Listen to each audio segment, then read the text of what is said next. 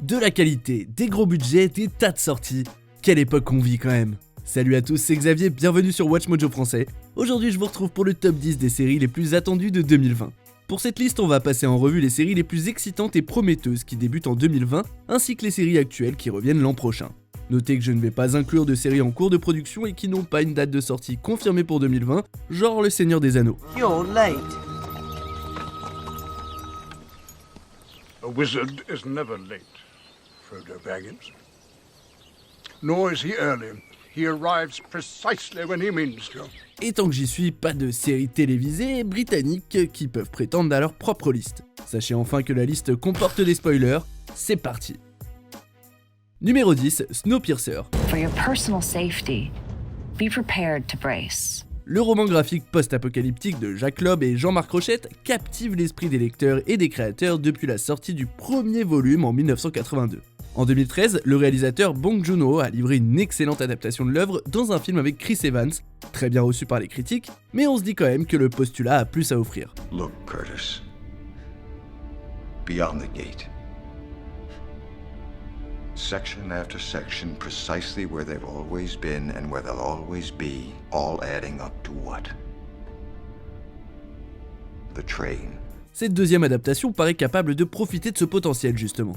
En série, Snowpiercer aura l'opportunité de mieux plonger dans les thèmes de survivalisme et de la politique post-apocalyptique, du conflit de classe et de la construction de la civilisation. What is it you see when you look at this train? I see a fortress to class. Avec des stars telles que David Diggs et Jennifer Connelly, la série a déjà été approuvée et une deuxième saison est en cours, ce qui est souvent bon signe. Numéro 9, Mrs. America. I would like to thank my husband Fred for letting me come today. I love to say that because it irritates the women's livers more than anything that I say. Cette mini-série qui sort sur FX en 2020 marque le premier rôle de Cate Blanchett à la télévision américaine. Rien que ça donne envie de regarder. Mais Miss America a bien plus à offrir qu'une simple star. Malgré le fait qu'il s'agisse d'un drame historique des années 70, elle paraît tout aussi actuelle dans l'environnement politique. L'actrice australienne de talent incarnera l'activiste conservatrice et avocate Phyllis Schlafly qui soutenait les antiféministes, était opposée à l'avortement et à la loi américaine sur l'égalité des droits, qui visait à assurer l'égalité entre les sexes et n'a jamais été ratifiée par le Congrès d'ailleurs.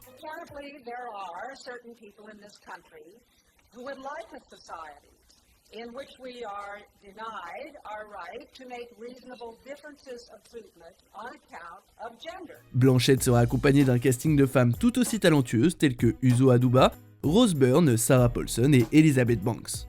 Numéro 8, Outlander saison 5. Go on. Suppose I owe you. I'll be the obliged. C'est vrai, j'ai dit pas de contenu britannique, mais comme il s'agit d'une coproduction américano-britannique réalisée pour une chaîne américaine, ça passe. Et en matière de série d'action dramatique capable de rendre les gens accros, Outlander est reine. Elle a attiré plein de fans et la saison 4 se termine sur de gros changements dans sa dynamique, comme Brianna qui accouche d'un fils et retrouve ses parents, tandis que le jeune Ian rejoint la tribu Mohawk. I'm staying. Live your life with the Mohawk. Give them my what? Puis il y a cet énorme cliffhanger qui annonce de grandes choses pour la saison 5. Jamie doit rassembler une armée et éliminer Murta. My first mission is to hunt down and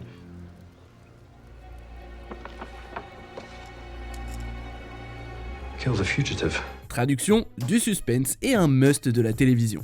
Numéro 7, Invincible. Si The Walking Dead est l'œuvre la plus célèbre de Robert Kirkman, ce qu'il a accompli avec Invincible n'est pas moins remarquable. En 15 ans et 144 numéros, il a créé un monde de super-héros et méchants nuancés, matures et inspirants, en se concentrant sur Mark Grayson, un ado qui découvre qu'il a des pouvoirs incroyables comme son papa. Le monde de l'œuvre originale est trop dense et élaboré pour être adapté en film, ce qui rend la série sur Amazon parfaitement pertinente, surtout qu'il s'agit d'une bande dessinée plutôt gore et aux couleurs vives. Avec des doubleurs tels que Steven Yeun, J.K. Simmons, Sandra Oh, Mark Hamill, Seth Rogen et Gillian Jacobs, Invincible a le potentiel de nous offrir un divertissement exceptionnel.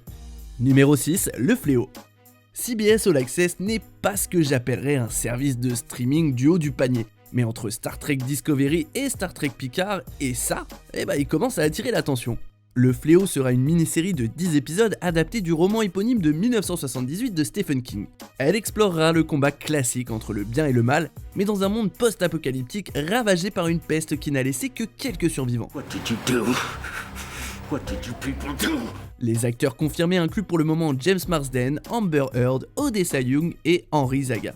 Le roman a déjà été adapté en 1994, mais est-ce qu'on se lasse vraiment d'adaptation de qualité du travail de Stephen King? Non, je crois pas. Numéro 5, Why the Last Man. Pour les fans de cette série de comics acclamée par les critiques, savoir qu'une adaptation se forme pendant très longtemps est une attente douloureuse et insupportable. On parlait déjà d'un film en 2007, mais après des efforts pendant 7 ans, l'idée a été abandonnée. Puis en 2015, FX a lancé le développement de la propriété sous forme de série à la place. Le processus de développement a ensuite ralenti à nouveau, mais nous y voilà enfin, Why the Last Man arrive à la télé. Et avec des acteurs comme Diane Lane, Barry Keoghan, Imogen Poots, Lashana Lynch et Amber Tamblyn à bord, ça valait très certainement le coup d'attendre. Keoghan incarne Yorick Brown, le dernier homme sur Terre après que tous les autres hommes se soient fait éliminer mystérieusement. Numéro 4, The Haunting of Bly Manor. You keep your eyes closed no matter what. You keep them closed.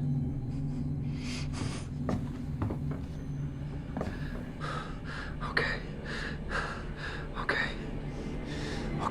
Les séries d'horreur sont rares. On trouve des tonnes de séries de SF, des comédies et des séries pour ados qui ont des éléments horrifiques, mais peu parviennent vraiment à nous faire peur.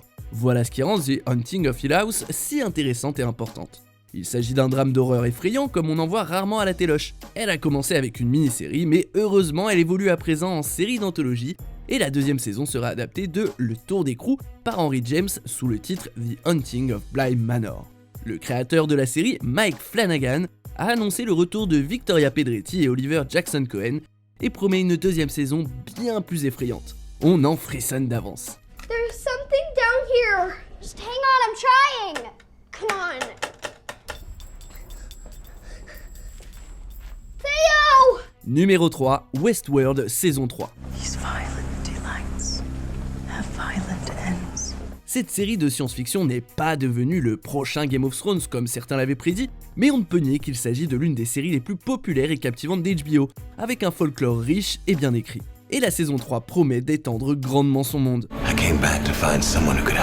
Non seulement on verra la vie hors du parc, mais en plus on va s'aventurer dans un autre environnement immersif de Delos, qui est lui ancré dans l'Allemagne nazie de la Seconde Guerre mondiale.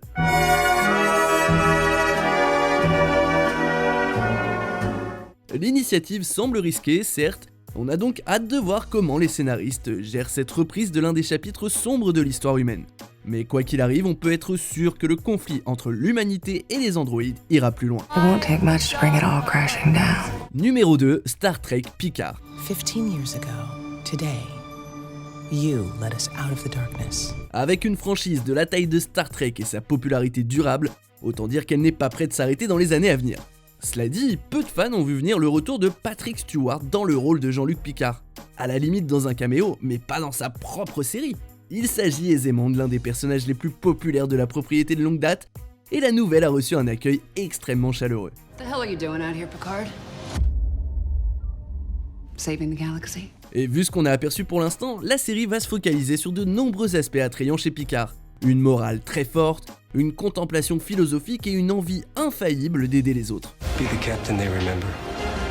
On arrive presque à la fin. N'oubliez pas que nous publions de nouvelles vidéos chaque jour, alors abonnez-vous et activez la petite cloche et les notifications sur téléphone pour ne rien rater. Numéro 1, The Falcon and the Winter Soldier.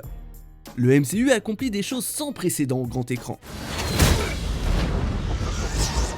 Et si leurs séries présentes sur Netflix se sont arrêtées, elles ont elles aussi réussi de grandes choses. Cela dit, Marvel et Disney forment une équipe qui refuse de rester silencieuse trop longtemps et ils vont chercher à mettre au premier plan une nouvelle team de super-héros via leur service de streaming Disney+. Elle rassemblera 2 Avengers sur le petit écran grâce à leur série à haut budget. On ne connaît pas grand chose de l'histoire, mais The Falcon and the Winter Soldier montrera Sam et Bucky qui s'allient, ainsi que le retour d'Emily Van Camp dans le rôle de Sharon Carter et Daniel Brühl en Zemo. J'ai beaucoup trop hâte.